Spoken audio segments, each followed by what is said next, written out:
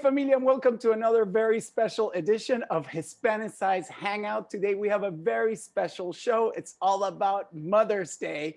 And before we start, I have to introduce, obviously, my sister from another mister, the yin to my yang, Miss Jessica Flores. ¿Cómo estás, mi Jess? Enrique, I am so excited to be here. We have such an incredible guest, the star of Netflix's Cobra, Xolo Maridueña, and beautiful mother, Carmelita, together. It is so great to have you guys both here. How are you guys doing these days? And where are you guys currently staying right now, just to start things off? Things are going great. Thank you guys so much for having us. Right now, we're in Los Angeles, California, but I just got back from Atlanta, so I'm glad to be in this amazing weather. And Mom, where are you? I'm down the street in Boyle Heights. So I am in Boyle Heights, right down the street from you. And that amazing face that we're gonna tell our viewers, we just got like a little behind the scenes tour that is so fantastic. But I want to start from the get-go by asking this. Carmelita, where did you come up with this awesome names that your children have? When Xolo was born, the constellation hit for the dog star, or Xolo. And that's the North Star for many of us here. So that is the name we ended up choosing for him, and kind of the same for Oshun. Venus was above her, and Oshun is the Venus constellation. So that's pretty much it. And then his first name is Ramario, which is my dad's first name, Ramon, and then my brother's first name, Mario. Wow, that's awesome. And Xolo, what have you learned from having so many powerful women in your life? You know, growing up with my mom and then eventually with Oshun and my dad, you kind of learn a little bit of humility, I think is the best thing. I think as men, you're kind of taught in this weird roundabout way that you have to be tough, or you have to be like very macho. And I think having, my mom and my sister around, you really learn that, like, not necessarily that you don't need that, but it's okay to kind of like embrace the other side and tap into those emotions. And I think that's something that, and honestly, I think it's just having great parents and having a sister who's not afraid to be whatever she wants to be. And I think that's kind of what I've learned. That's awesome, because you know what I've always said, nobody can be you better than you. But yeah, on that page, I want to talk about a little bit. So Carmelita, when you were a DJ on radio, and that was kind of like the first intro of Xolo into entertainment, and tell me a little bit about how that discovery happened, and cómo le picó el mosquito del arte, like how did it all evolve? Well, radio honestly is something I've been doing my entire life. I've been doing radio since I was 16 years old. So I used to climb out of my bedroom window, go do the 2 a.m. to 6 a.m. shift at our local college radio station, then run back home and crawl back into the window and pretend I was asleep and get ready to go to school at 7:30. So that, I think some of what he has may be a genetic mutation of having to have a creative outlet, which is important. And then that really was the nexus of how radio came into it. But when he was first born, I think he was 3 days old the first day I took him into the radio station. And at that time, our radio partners had built a little soundproof nursery for him on the other side of the station. So he would go in there. But honestly, not just because there's a Xolo. Xolo was not, after a few years, was not a crying baby. So I must say that soundproof booth didn't get a lot of use, but that's really where I think he got acclimated to hearing a lot of noises around him, hearing creative aspects of sounds and music. And that's kind of what surrounded him, because that's what surrounded me. Yes, I love that. And I'm a radio personality here in Los Angeles as well. So your love for radio, I totally understand it. And Xolo, you started acting at 10 years old. I mean, you were so young. Do you remember what those first moments were like on set? And how did your mom help you get through those moments? Because I mean, I cannot 100%. Imagine how scary that must have been. I mean, you were so young, but obviously, you got through it. How did you lean on your mom for those moments? I think I was very fortunate enough to have not only a mom, I guess, especially a mom who was so supportive of what I wanted to do, you know, throughout my whole life. And I think acting was just one of the moments where my mom was like, all right, you know, we have to do our diligence. Like, I need you to know everything that goes on in this industry, at least as far as she knew at the time, because we've been learning since I've started.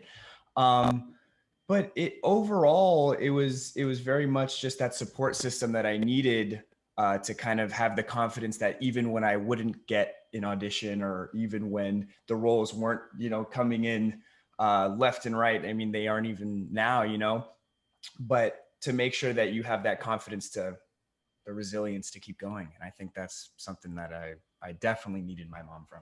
It makes perfect sense. And obviously, Carmelita, you were always open to exposing Xolo to the arts and all these things. But what was your upbringing like then? Because as a Latina mom, usually, you know, there's not a lot of like Latina moms that are very much like into the arts, or like that, you know, my mom was, in my case, she was more like a businesswoman. So when I told her that I wanted to be in entertainment, she immediately was like, oh my God, he's going to live under a bridge forever. And, you know what I mean?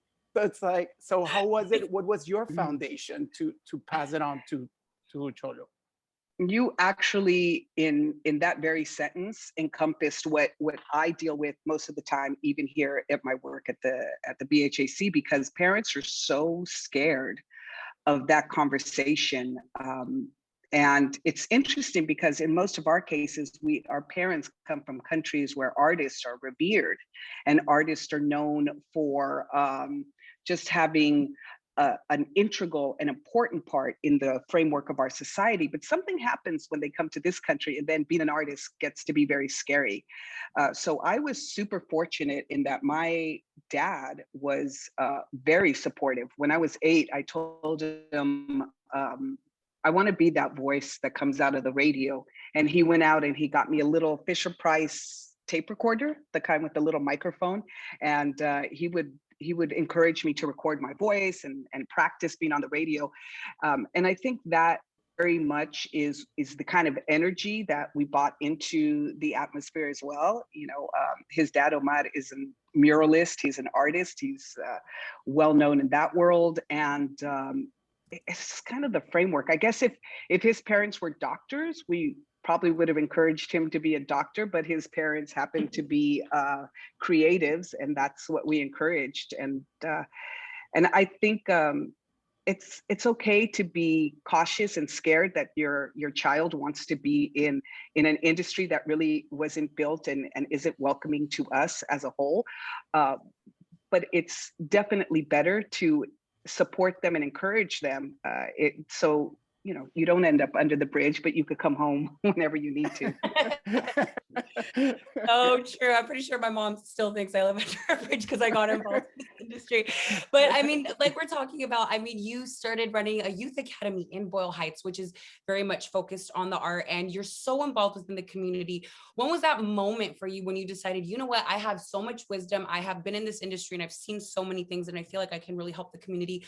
When was that moment for you when you decided, you know what, I'm going to actually go out there and get involved when you really don't have to, right? But it's something you're passionate about. When was that moment for you? Yeah, it's a very crystal clear moment for me, actually. I remember working at my background is in radio and in the record industry. So I was in record industries this whole time, is being in my office and having an artist who at that time had a top 5 record across the country come in and ask me for some money to buy diapers. And I remember those things not connecting. The fact that this was an incredibly popular and wide-selling artist, but he didn't have even the funds to do a basic need. And then that's when I realized that what our people need most is economic equity. And economic equity really does have a lot of power behind it, whether it's buying power or whether it's the ability to be able to craft out your own future. You know, when you have the financial means taken care of, you're okay taking risk. So that, I think maybe a week after, I walked in and I, you know, resigned from that job. I was vice president of marketing at that label, and I resigned from that job and immediately got to work on trying to figure out, how do we connect those dots? How do we let artists and creatives know that there is financial literacy, that there's economic conversations that need to happen. And I think that was really the driving force. And I got very lucky that two dear friends of mine, Frank and Norma, had this idea for the Boyle Heights Arts Conservatory forever. And when I came on board, we kind of switched it over to career development, because these are careers, this is what you do. These are careers, and it's okay to talk about them. And I think we need to be more powerful when we give our young people choices. And this is a great choice, I think, especially in the city. And Carmelita, how can people get involved and actually help? Like somebody that we hear you talk about it, it's like, how do we make a change? How do we do something about it? Well, there's so many things that you could do, even from a micro level. I think if you're at home and you have a young person who's talking about the arts, encourage that. Let them know, yes, absolutely. And I think on a macro level, one thing that Xolo did when he signed with his current agency is we actually put a rider in the contract that in the first 12 months, they had to have a Chicana come on board. And I think that there is a lot of power to being able to say that you want things a certain way and you're ready to open the door for other people as well. I think that is essential. So if you're listening to this and you happen to be someone that can make those decisions, or even if you think you aren't someone that could make those decisions, you may very well be someone that could say, look, I would like to have an inclusive community that looks like, or I would like Hollywood to look like our own community. I want it to be a reflection of that. So that is something definitely that I encourage. And then we have mentor and femtor programs to support the youth that are here, where professionals such as yourself can check in with them on a regular basis. Oh, wow, great. very cool. Yeah, go ahead, Jess, sorry. Oh, and I was gonna say, Xolo, obviously this is your mother. Apart from that, she's somebody that you can come to for career advice and guidance. What's that relationship like? Because for a lot of people, it'd be difficult. There needs to be, again, communication, a lot of respect there, because again, it's your mother, but also somebody you can lean on for your career. So what's that relationship look like between you guys? I think, I was fortunate that from a very young age, my mom spoke with me like she wanted me to be mature. And I think that really helped kind of voice my opinions with her later on, because I think I struggled a lot with not wanting to say what's on my mind, just because I'd be like, I don't know if I'll get in trouble, or just not even just with my parents, not with my parents, but like with people, like, I don't know if I'm going to get in trouble, or I don't know if this is going to happen. But I think, my mom, we have a great relationship now where it's just like, if this is on my mind, I'm going to say it, even if, things go south. I just want you to know how I feel. And I think that really has made such big strides, not only with my mom, but just, everyone in my life. And so but I definitely attribute her to making that development. And also, I don't know how I'm supposed to follow up your last, like, you sounded like Superwoman right there. You were like, basically, we are saving the world. I think that the vein of what you're talking about, Xolo, is like with Carmelita, what you were talking about, building equity and creating opportunities and everything. If there's something that you have done, Xolo, particularly changing the narrative with your your role on Cobra Kai. But how do you feel about representation and Latino actors in the industry and playing just like Latino roles? Or how do you see it moving forward? How do you see it expanding? What are the opportunities like? You have your finger on the pulse constantly. Yeah. I think my mom said it perfectly when she said that, what we're looking at needs to be a reflection of our communities. And I think that's the biggest privilege that I've had now at this point in kind of my career, where I can, maybe when I was starting out, a lot of the roles that I would see Latinos and even people of color portraying were the stereotypical, like, at least for Latinos, it was like gangbanger, selling drugs, this, that. And I think I'm very fortunate now to have the position to play characters that are so much more three-dimensional than that. And I think even in terms of the stories that are being told, when I was starting out, everything was like the immigrant story or the narco story or this and this and that. And I think while those stories do have a place, I think my sister just is about to walk through the door. While see, family right here. She's like, let me just knock on his door. I know. We're Latinos. We know how exactly. we know how it works. You know? I know. I was like, I'm so surprised she knocked. I thought she was just gonna come in. But and there we go. She shoot. I'm trying to think of where now I have the kind of the agency, like my mom was saying, like the options of saying I'm not going to portray those types of roles, because at the end of the day they're not accurate to the communities that they portray. Maybe a long time ago they did, or this and this and that, but at the end of the day that's not what's happening today. And I think that's probably the biggest privilege and the biggest thing that's on my mind right now is doing stories, because there's no like Latino Wolf of Wall Street stories out there, or like all of the stuff. It's always, the Leos of the world and the Brads of the world. So I think that's kind of what's on my mind right now, and trying to make sure that other people are getting into the door as well is something that's super important to me. Amazing. And what advice do you give to parents who are trying to support their, kids in the industry, right? Because again, as me and Enrique know, we have a little bit of a different situation with our parents who maybe don't fully understand, or they're just kind of like, if you're not a doctor or a lawyer or doing something like that, then like, what are you doing with your life? So for the parents that do want to go out and support, like, what's your best piece of advice for people that are just like, how do you even begin to touch the surface in a creative industry?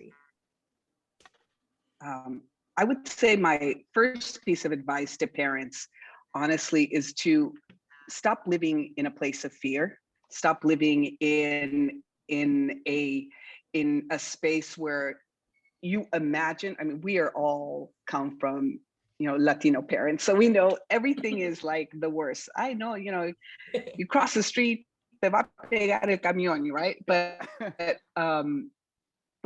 to just get within ourselves and get that out of our head, to be able to say, it's no scarier to have your son come in and say, I want to be a dental assistant, than it is to have your son come in and say, I'd like to hold a camera and make a living from it, right?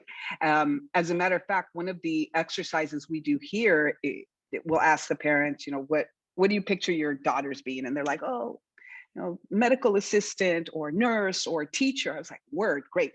And then I flash up the starting salaries of everything they just said. I do it in real time. I Google it, starting salaries, boom. And then I say to them, here's the starting salary of a game coder. Here's the starting salary of a grip. Here's the starting salary of even a PA or whatever. They look at them and it's very concrete to them. They say, no, mija, sí, está mejor.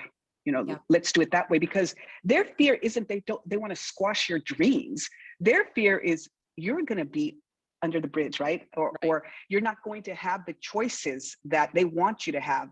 For many of us, I mean, I'm a second generation Chicana, but for my mom, her fear was, I'm not going to have these choices if I take a career path that is going to be scary. But all career paths are scary because careers are fluid.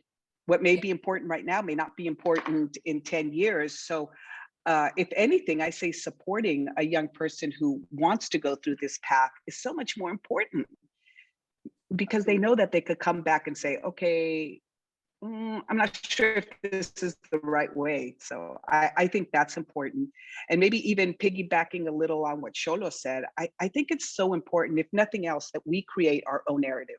Many times our stories are told about us or for us, or people speak for us, or they speak about us, but very rarely do we get to tell our own narrative. And that's just something that really does not come outside of being a Black or brown or Indigenous person in this country. Being able to tell your own story is just a luxury that many of us don't have. So in supporting these kind of careers, you're also creating this ecosystem of being able to say, this is our story. And yes, our stories do include our gangbangers. Absolutely. They're part of our community too. We're not going to push them away, but our stories also include all these other narratives that we'd like to come from the heart and say for ourselves.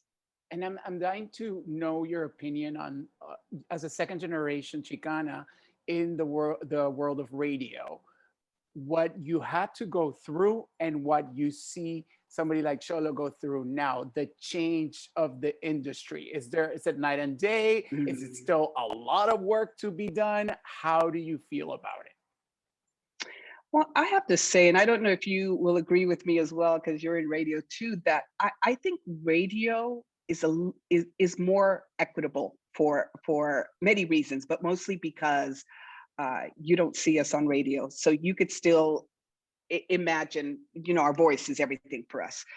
However, I would say Xolo still has to deal in this industry as well. I remember the first day we walked on the set, we walked into NBC's back lot, and we looked around, and he looked at me, he goes, "Mom, other than the chefs, I'm the only brown person here." And I looked around, I was like, yes. But very, very much 6 years later, if you fast forward, that certainly wasn't the case. So I do see that there's progress being made, and we just have to push for it. We do. Xolo's landscape is not even going to be Oshun's landscape, his sister. Even the things she's seeing is so much different. She just filmed last weekend, and that entire cast and crew, I would say, was probably 98% Latino. Wow. Which is unheard of, right? All the actors, the everybody, even the caterer, everybody, right? So that's why the food was so 6 good. years later, or whatever.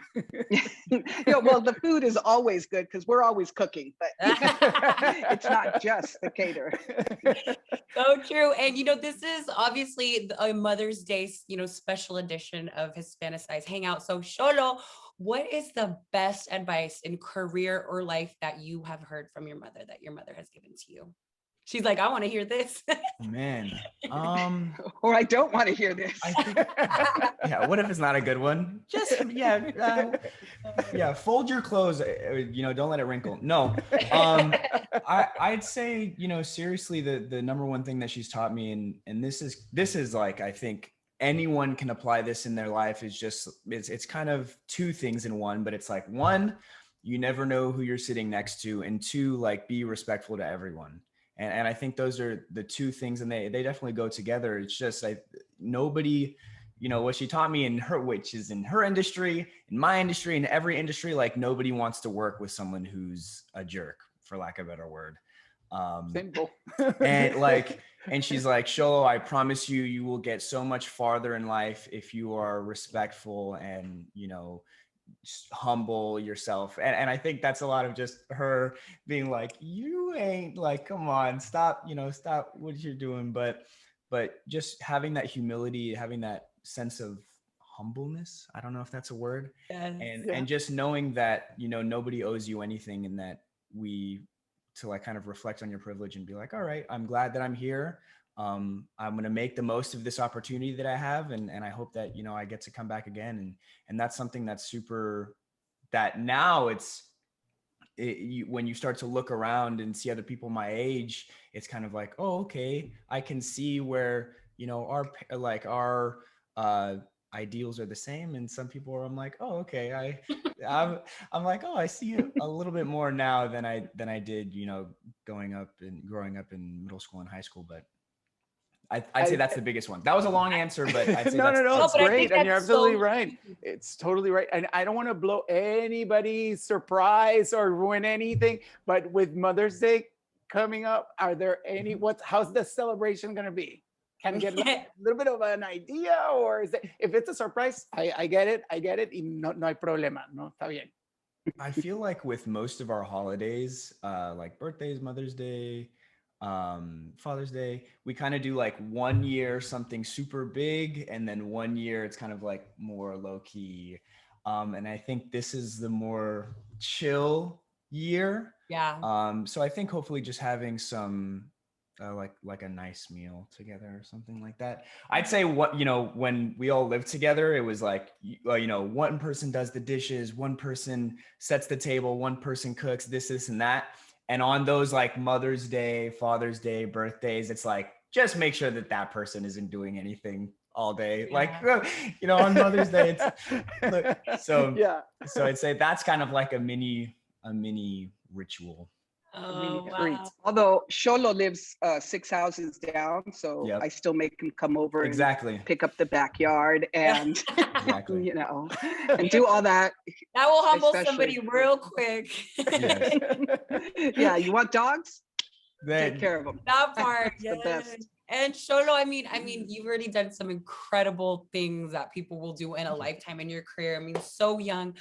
And I love asking this question because it's all about putting that out into the universe. Like, what are your goals right now? Like, what are you like, I really want to accomplish this, or, you know, I want to know about what your dreams are, because I think it's talking about them is so great, you know? yeah, oh, now the pressure's on. Now I gotta Da, da, da, da. yeah, it's funny that you bring that up. I guess like the biggest thing right now, you know, coming off of Cobra Kai, it's a little daunting, because when you have a show like Cobra Kai that I'm so grateful is like one of the #1 shows out, it makes like the next moves that you do very important. So it's a little bit scary in that regard, where I'm like, shoot, I want to make sure that what I'm doing is something that I'm going to be proud of, and something that I'm going to look, you know, 1, 5, 10 years down the line and be like, oh wow, I'm super glad that I did this. And also make sure that, you know, like what we were talking about, you know, every sentence before that, it's reflective of the work that I want to see out there. So I don't have anything right now set in stone, but I'd like to just do more work. Obviously, like this industry is so not wishy-washy, but You're up, you're down. You're like, I'm looking for a job again. So I think that's kind of what's happening right now, but hopefully getting to produce my own stuff. I really enjoy writing. I really enjoy, you know, producing, and I feel like soon in time I'll have the eye to direct, and I've been picking up things here and there from different productions that I've been on, and I'm super grateful for that. So hopefully just getting to tell my own story and the stories of people around me is something that really excites me. That's something tells me that you're not going to have a problem coming up with something great very, very soon. I know, and I appreciate that. And I think chill. Yeah, and it's so true. I mean, this industry, even, I mean, for people like Enrique and myself, like you have an amazing project, and then you're just kind of like, okay, well, what's next? And I totally understand that feeling, but I think what unites, like, at least us three, is that, okay, no matter what, we know whatever project we touch next is something we're going to be proud of, and we're going to continue putting out the narratives that we want to see out there in the media for Latinos like ourselves. So I definitely commend you for that. And Carmelita, man, where do people find more about the Academy? Our social media is the BHAC, Instagram and Twitter and everything else, the BHAC. And then our website is bharts.org. This is awesome. Third time is wrong. That's great. Well, we want to thank you guys so much for joining us today, for giving us your time, for sharing your stories, and for inspiring us and motivating us. And it's great to see this loving Latino mom and son relationship being so supportive. So all the best for both of you. And again, thank you for your time. Thank you for having us. Oh, thank you. Happy Mother's Day. Feliz Dia de Madres for all of you. Mother's Day. Feliz Dia de la To Madre. all of you. Yeah, absolutely. thank you guys. Bye-bye.